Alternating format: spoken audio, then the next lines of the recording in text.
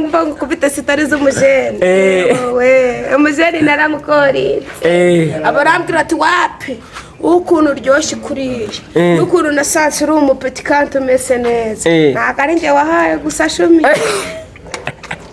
neza. Wataye Ubusugi ufite imyaka ingahe? wapimwa ntabwo nigeze mbisugi umujene wapi kubera iki tigeze no kuvuga ko ngewe nifite n'imyaka wenda nyine umuntu amara kumenya ubwenge wenda urugero imyaka 7 uba ufite ubwenge nyine batangiye kumeditatu kenshi ni kuntu simeze mbere wanjye yari umusirikare mani ahora kwishaza cyatanze ahora sabona yandakariye nanjye nkafukana no mu meri kugira ngo bigende neza nuko nzajya nshaka akantu kashyira muri free neza tukabasha kubisikana neza tu. Yes ati hari umuhanzi wa mbere ubundi nkunda iyo yasohoye indirimbo mpita nyireba mu bantu ba mbere. Umuhanzi wa mbere jewe bundi nemera cyane bwa mbere na mbere ni Beatkiller man. Beatkiller agakurikiraho na Nessa ubwo nyine ndabakunda byada. Nkabona abantu baratangaye kubera kuri umukobwa. Ubundi wenda iyo abantu bakwiteranyije n'umuhungu wowe ubifata gute? Je nyine tu gukiri kubona nimereye nk'ikijene ndiyo ndabyenjoyinga noneho cyane abantu bari kubibyibazaho tu bituma noneho ngenda mbyenjoyingamo neza fresh ariko ngenda umukobwa tu ariko mani buriya reka ngurabure nkubwire buriya muri Yesu nyine tu Yesu burya nawe arafashe ntabwo wajya warahubwa ibigoma bya Beatkiller yatuma onatera n'umuntu bogese mu nzira muhuriye mu nzira kubera kakwanga nyine tu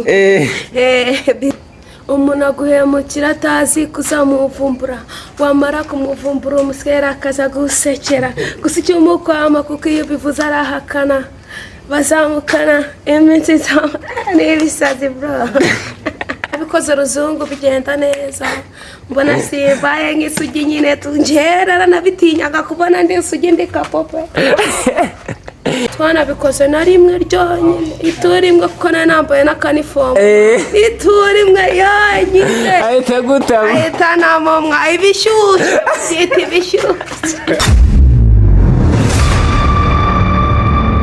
Yo guys turabakiriye kuri BWoba Studio ni munsi turi kumwe n'icyamamare mushobora kwa mutanakizi ni Kapo ako Kapo ni umuntu mukuru araza kubibwira Kapo turakwakiriye suza abantu bari kuri BWoba Studio. Abishene ndabasusa nabirense mani mumeze mutishini neza naje banyita Kapo Esther show nabidanje Kapo Esther tukwakiriye kuri BWoba Studio. Turagira ngo utubwire nko umuntu utazi Esther Kapo ni muntu ki? Esther Kapo no muniraho nitereye nk'abajeni abantu benshi baba nakika ko ndi umujeni nyine ndi umuhungu nyine tubiranga ariko Kapo nyine abantu batamusi ngende umusista uranga bawiturije nabirenze. Hari abantu wenda batigeze bakubona ariko hari video bazabona twakoreye ku mazi umukobwa ndabatuye azi koga kurusha ifi ubanza n'ingoni je basigana. Esther ubundi wenda tugarutse nko kuri bira bintu byo koga wamenye ryari ko ufite impano yo koga kuko si bya buri wese? Koga nicese no koga nyine ku kayaga ko mu cyaro irwamagana nyine tu ndoga merasa no kugira ngo naguyemo kubera nakundaga amazi cyane kubera mu myaka 10 nyine tu narogaga dawo nta bintu bidenze nyine tu ubu ngise 20 urumva naramenuje guhera ku 10 urumva 10 yose noga ndabizi ntabitaye ku myaka 10 wajyaga mu mazi ukoga ku buryo nkoga fresh. Esther ubundi nko umuntu akubonye nko mu mazi ushobora koga nk'ahantu hangana gute? Njyewe nshobora koga nk'ibirometero nka 2 tu ndi mu mazi ntabidanje ibirometero 2 ndabyoga. Ibirometero 2? Guys abantu no muri muhazi mani twarogaga no muri muhazi imbere nyine tukajya koga nyine ntabidanje. Bura muhazi wayoga ukayiteza ukambuka hakurya? Oya nako nayoga ngo nyambike kubera ko muhazi kuyiheza gutya ni ibisazi nuko kanyine gakeya Esther ariko reka twigarukire mu buzima busanzwe. Mu buzima busanzwe Esther wenda n'umukobwa ubundi bimereye gute? Ubundi twagendanyeho gatoya twajya duhura n'abantu bakavuga wiki uzi ko ari umukobwa se? Nkabona abantu baratangaye kubera ko uri umukobwa. Ubundi wenda iyo abantu bakwiteranyije n'umuhungu wowe ubifata gute? nyine tu gutyo uri kubona nimereye nk'ikijene ndiyo ndabyenjoyinga noneho cyane abantu bari kubibyibazaho tu bituma noneho ngenda mbyenjoyingamo neza fresh. Ariko ngenda umukobwa tu ntatanze wenda abantu bari kureba n'ubundi aka kanya nabo bashobora gushidikanya. Ni iki wenda ushobora kubwira abantu kugira ngo bemeze koko Esther Kapo turi kumwe aka kanya ni umukobwa cyangwa se ni umuhungu? Aka kanya bitandukanyiriza he ku muntu uri kutureba aka kanya? Ku muntu uri kutureba kano kanya nyine tu kubitandukanya kireka nkuyemo nkabereka amatuza nibwo babimenya cyangwa se natambaye imyambaro nyine kwijwi ku ngendo byose ni abajene n'ibyakongera nikundira iby'abahungu ntatanze. Nakonye wambariye nk'abakapo wiyumvira imiziki. Esther iyo ugeze mu Rwanda ubundi mu bahanzi hari umuntu yigeze kumva uri gucuranga cyane ariko nta wundi bumuvuge wowe uramwivugira utubwira ati hari umuhanzi wa mbere ubundi nkunda iyo yasohoye indirimbo mpita nyireba mu bantu ba mbere? Umuhanzi wa mbere jewe bundi nemera cyane bwa mbere na mbere ni Beatkiller agakurikiraho na Nessa. Ubwo nyine ndabakunda byadanje. Urabizi ko ari Kapo se?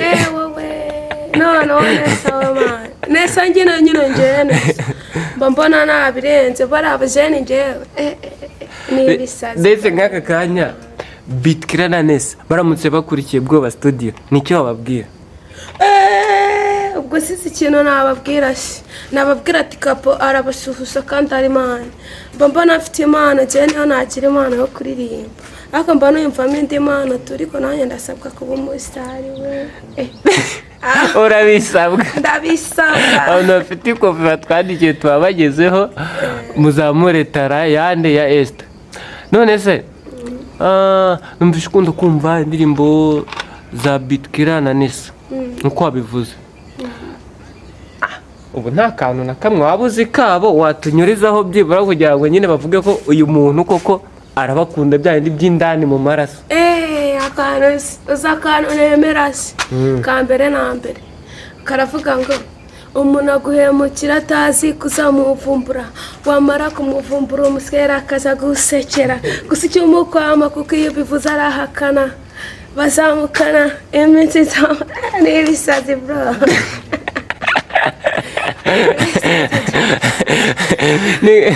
Ni nk'akahe karirimbo iyo wumva uvuze ati Esther Kapo ndatuje ndikwamiye, akaririmbo uba wumva nyine ukumva urimo neza n'akahe? Ariko mani buriya reka ngurabure nkubwire buriya muri Yesu nyine tu Yesu burya nawe arafashe ntabwo wajya waraho ibigoma bya Beatkiller yatuma onatera n'umuntu bogese mu nzira muhuriye mu nzira kubera kakwanga nyine tu Beatkiller na Nessa ariko ndabemera je nyine akagoma nkunda kwiyumvira cyane na mbere nk'iyo niturishe nyine tu ewana nako ngako niririmbiyeho gatoya niko nkunda kwiyumviramo tu.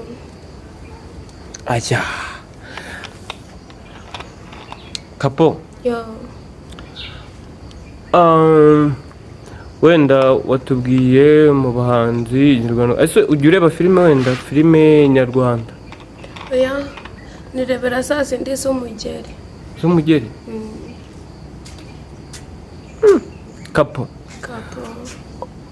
watubwiye ngo uri umukobwa hari abantu badashobora no kubyemera benshi baranabetinga ntibabyemere. Aka kanya Kapo nk'umuntu w'umukobwa nkanjye uri kukubaza nitwa Mr. BWoba Promoter sibyo? Nkanjye ubwanjye aka kanya ndi imanzi wowe uri isugi kuri umukobwa? oya jewe ntabwo ndi isugi, njye mfite umwana mu myaka 2 n'amezi amaze kuba 7, asususa 3 mu kwa 12 kuri 18 nyine tu ndi kapo we. Abantu baratunguwe nkuko nanjye nungwa aka kanya, ntabwo nari nzi ko ufite umwana. Nifitiye nk'umuntu ibaze bakubona nk'umujeni, nk'umusore nk'iki, ariko uri n'umubyeyi. Yo kapo kapo yo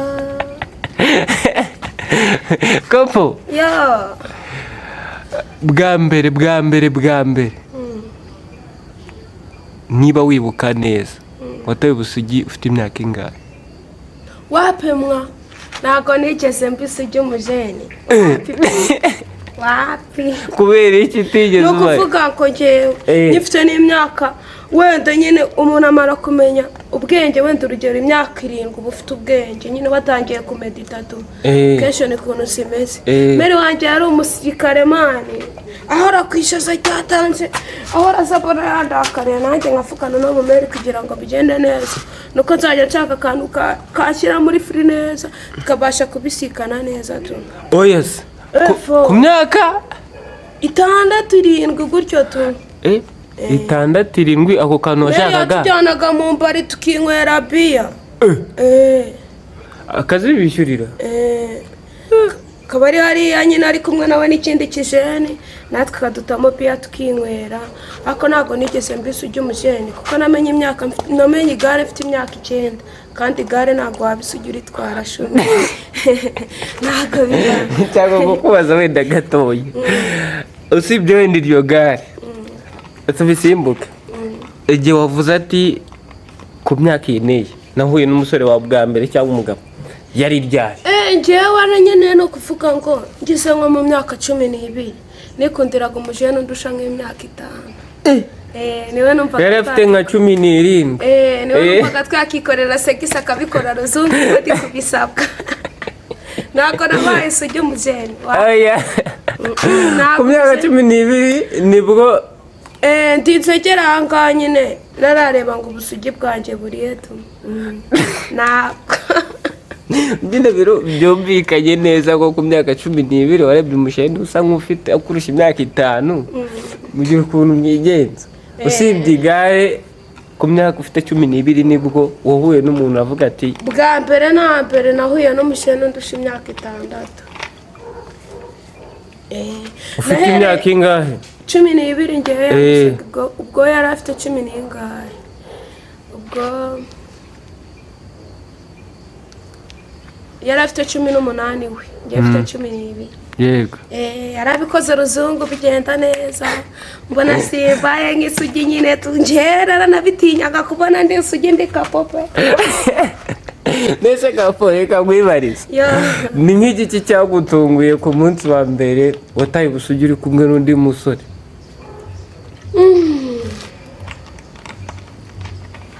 Ikintu cyantunguye bwa mbere na mbere se nuko uwo mushene nyine tukimara kubikora twabisoje, yambwiye ngo meze neza kandi ndi umwana w'imyaka 12 arambwira tumeze neza nabirenze. Umuntu yanagushyira no mu mago ndavuga ni cyaza akapona ndakubiye Neze reka nkubaze, wenda kuva ku myaka 12 watubwiye ngo ufite umwana, uwo nguwe niwe mwabyaranye cyangwa undi washyingiye mu mwana? Mani ukuntu byagenze se, nari ndi sikuru niga mu wa 5 nyine, cyagiye bashyira muri covid bongera ibigo nyine bagiye gushyira ibigo. Nari narabikwamye mani, nari narabaye murara ndabikwama kwiga, ariko nyine bashyizeho bya bigo ndavuga ni reka nongere nsubire sikuru ndebe ko nanjye nzaba umugesi nyine generere risari perezida Shumi. Ura perezida nawe uramwemera natwe twese? Umusasa ndamwemera mani. suhuza abantu bose bakurikiye BWoba Studio bakunda perezida wacu w'igihugu. Abajene ndabasuhuje niba mukunda umusaza mwana, umusaza ni neza yasanye amahoro mu Rwanda, ibintu byose bimeze neza nabrenze, nanjye niviriye pisine koga shumi turi mu gihe cya sama nuko covid biraje barabikwara ndarabikwamye kwiga nyine tunza kuvuganira reka tubire sikuru ndebe ko ibintu bimeze ngeze sikuru nyine ndiga biraho bisanzwe. Muri weekend byari kwa gatandatu nyine tugiye kwiga coaching, nyine tugiye coaching kwiga mani niviriye sikuru akagoroba mura n'umujene mu Tanzania yarari kikofi ryadaje jenere mu myaka 7 n'inkwera biyo nabyenze komeri wanje nawe no umusirimu nawe ni kapo nkanje shumi nyine turahura turaciringa ewana twanabikoze na rimwe ryonyine iturimwe kuko nambaye n'akanifomu iturimwe yonyine ahita gutama ahita namomwa ibishyushye sita ibishyushye oya uretse uwo munsi agutama ibishyushye ntiryari wamenye ko tayari yakoze umuti? namenye mani ko yakoze umuti nyuma y'amezi 3 usanga ntukibone nuza nyuma y'amezi 3 wapi amezi 2 narabibonaga nk'ibisanzwe nk'umubebe bisanzwe ahubwo ukwezi kwa 3 biranga shumi nanzira kujya ndeba urunyanya ngo ndavuga ni kapo noneho birarenze kandi urunyanya rubona gukayita urunyanya ngo meza ati karabaye awe rero nubaye kapo nyawe nyine tu mera aranyimbisa mani aranyimbisa harigendera niberagero ubuzima ndabufonda peti nyine bagize imyaka 2 n'amezi 7 ni umukobwa bamwita Birungi Keza Ornera. Kumbe yase avamo inkumi inkumi ahubwo se cyangwa kubita sitari z'umujene umujene naramukoretse abarambwira ati wapi ukuntu uryoshye kuriye ukuntu nasanze uri umupeti kandi umeze neza ntabwo ari njye wahaye gusa shumi abaraza burisha umujene nanjye ndavuganise bundi mwanjye nka kapo ndabizi neza ko umuntu uri mu nzu afungiranye kujya kuri tuwarete ari ibisazi kurya ari ibisazi ni hasaramani mba ndavuze ni reka muhereze umujene noneho njyanyiherera urwibutso nzajya mpora mwibuka kandi abana ni umugisha abana ni umugisha ntabwo nzi icyo azaba uhita umuhereza uravuga ati nubwo anyihakanye ariko umwana nzamubyara murere akure yaranyihakanye na mera aranyihakana mpita nigira nyine Rwamagana ndayirera agenje no kubyara hariya mu bitaro by'i Rwamagana nyine hariya kuri gare ndabyara umwana abyuka adashyitse neza nyine yavukiye 7 adashyitse neza bamushyira mu byuma arama amezi 3 arasohoka turongera dukubita amezi 3 nanone narabuze ibiciro byo kwishyura ngo nsohoke nahe ngeze aho ngaho bagira impuhwe baravuga ati kapo niyitaye kuba atarayikuyemo cyangwa nkamubyara mute muri wese kapo arakaze tu kapo baravuga ati kapo itahire ugenda ujye gushaka ibirayi by'umwana fose wanatahanye umwana uri guseka navuye kubyara nanye umwana useka wiga kwicara amana kubera icyo gihe wamazeyo narabuze ubuceri bwo kwishyura nyine tu ariko ndi kapo ufite umupeti kabisa kapo kuva muri ibyo bintu byose aka kanya kapo ahagaze gute ameze gute kapo n'umwana we na kapo uburyo ki ahagazemo uburyo wenda bakubonamo wenda bakanakwibeshyaho ubwo nanjye ndi muri abo gusa nyine tu umwana yamaze kugira umwaka umwe ndumva ari n'amezi nk'ane byari byananiye umujene byari byananiye kumurera pe kuko nagize n'umwaka wo kurwara n'inobere ry'ibumoso peti yivanye ku ibera afite umwaka umwe uri uwo mwaka ari amezi 4 yari ari kunywa narya nyine bisanzwe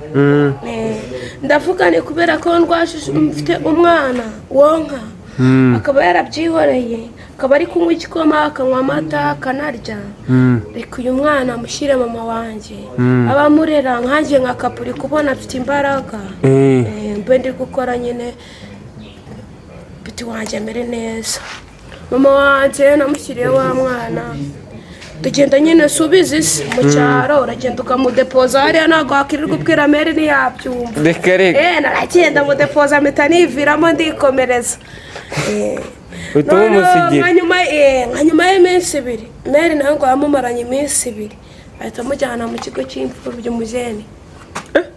Umwana wawe ntuzi ahantu areri mu kigo cy'imfubyi cyangwa i Kigali mo urakizi? Ikigo cy'imfubyi ndakizi nyine ni icyahudu bisanzwe. Ujya ujyayo ukanamusura? Ndajyayo nkamusura ariko ntabwo bamuma ngo murengane gete. Wagira ngo nabaye nk'ikintuza ni inyamaswa mwa. Gusa nanone ntabwo abantu bakurenganya cyane. Ako naragerageje Umujene, naragerageje isubu nimba ngewe naratwaye inda.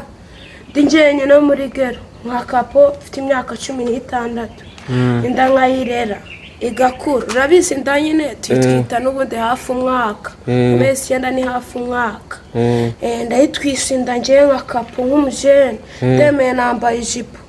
Nambaye ikanzu nyenyeye agatenge kugira ngo peti waje mu nda amererwe neza. Agakura nyine mu nda agakura akageza igihe yavuga ati ndashaka kujya ku isi. Nabwo nkamurera umwaka n'amezi angahe nkamushyira meri nyine. Nabwo namushyiriye meri nari nshoboye namushyiriye meri ariko ndwaye kano dinobere byanga. Wari ufite ikibazo? Nari mfite ikibazo ndavuga neka muhereze meri zikari meri nyine wadanze uri bubinkorere ibisanzwe. Meri nyine atamujyana mu kigo cy'imfubyi. Aho ngarukiye mvuye mu Kasimani nari mfite n'ibihumbi 80 mu mufuka. Naragarutse ukwezi gushize.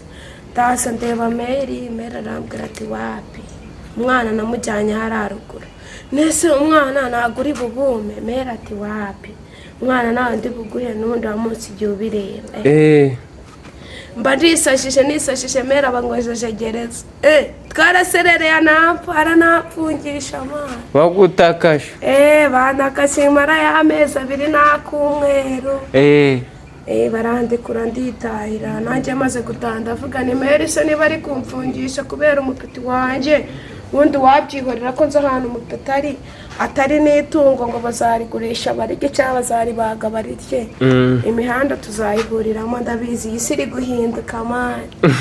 Umupeti tuzahurira imihanda mutera amapisi mubwirane nuko byagenze nyine we niba utanga imbabazi uhita umubwira ati dore nuko byagenze nawe mubwirane sinagushize ku isi wewe niba uzi gahigwe nawe ne mu kanwa cyangwa n'ubundi birangire ariko nyine wowe uhige kugira ngo ubeho peti wanjye nyine azabyumva mani azabyumva kubyumva byazabyumva agomba kubyumva. Ese kapo nk'ubu numvishe wenda bagutinda ukiri mu mashuri bivuze ko utigeze ubona amahirwe yo gukomeza kwiga? Iyo nkomeza amahano ubu mba ndi umusoja fosho byose ukuntu nifuza kuba umusirikare se ukajya ubana nkajya mvanira fani nyine tu fosho.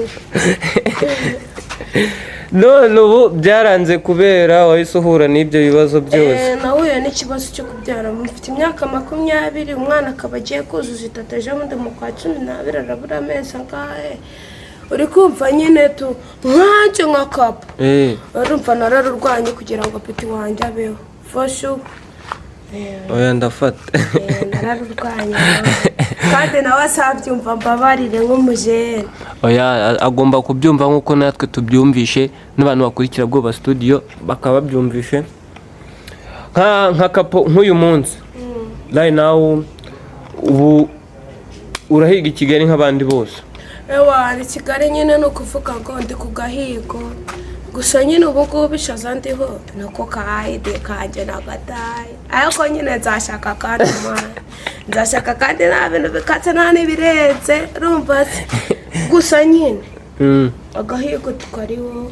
Kigali nyine ni amahanga mani nasanze ari amahanga ni ukurwanira wowe kugira ngo ubone ejo hageze. Ejo ntabwo mahazi ariko iyo mageze mpita mvuga wana ejo nabaraga ejo none bibaye uyu munsi. Kambara uyu munsi none ejo naho hazagera cyangwa ntihagere nkanjye nka kapo. Kapo tugeze iwanyu mu rugo iyo ubyutse mu gitondo gahunda zazo zipanze gute?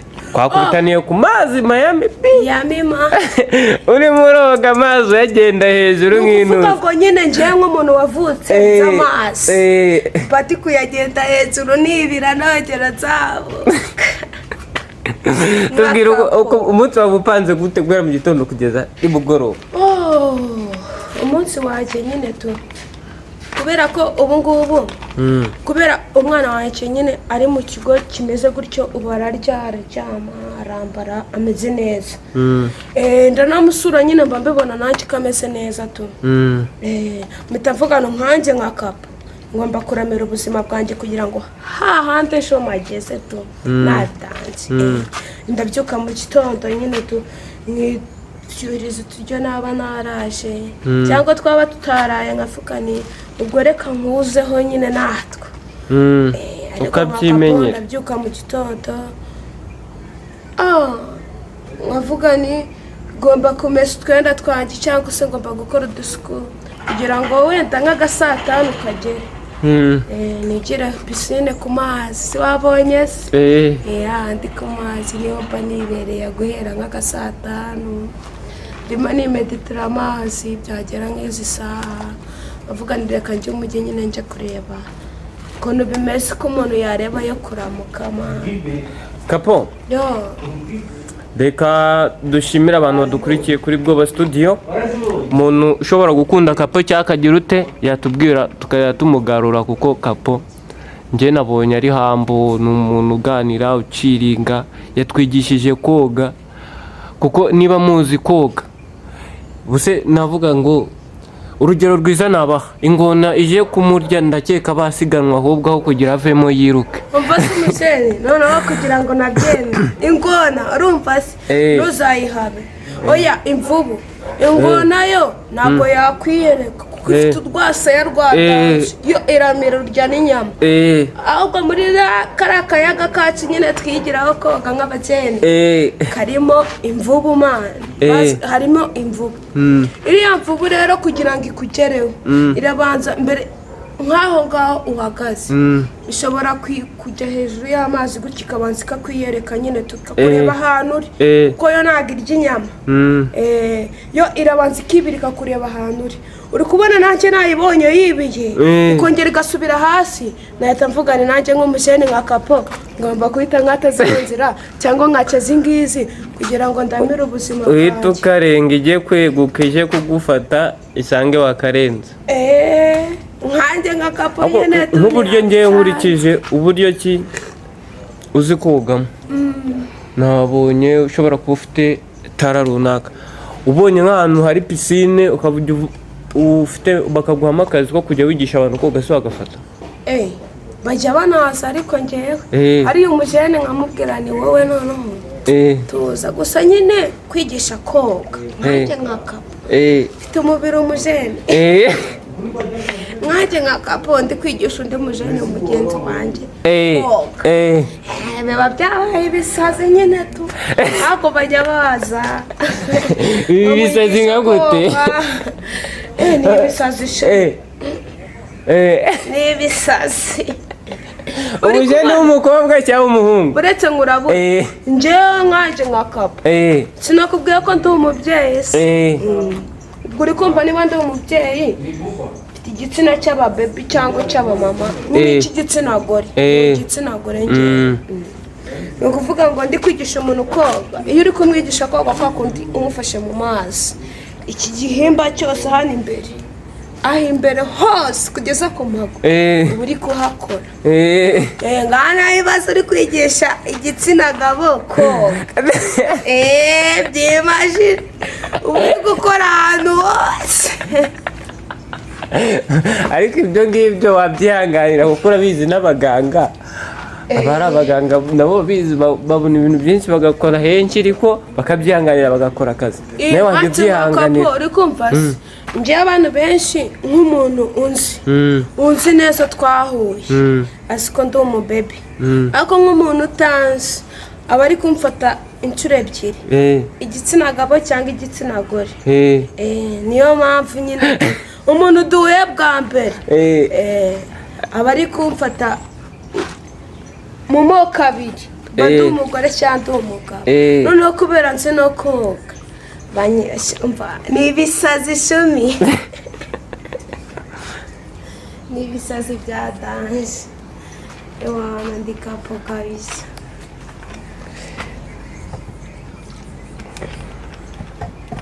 Reka dushimire umuntu wakoze subscribe kuri BWoba Studio, ibiganiro byigisha cyangwa se ibintu bigiye bitandukanye mutasanga ahandi mugomba kubisanga hano. Niba utarakora subscribe ndakwihanisha uramenye nk'iki kiganiro kuntu ari cyiza ariko ukaba utanakanda subscribe.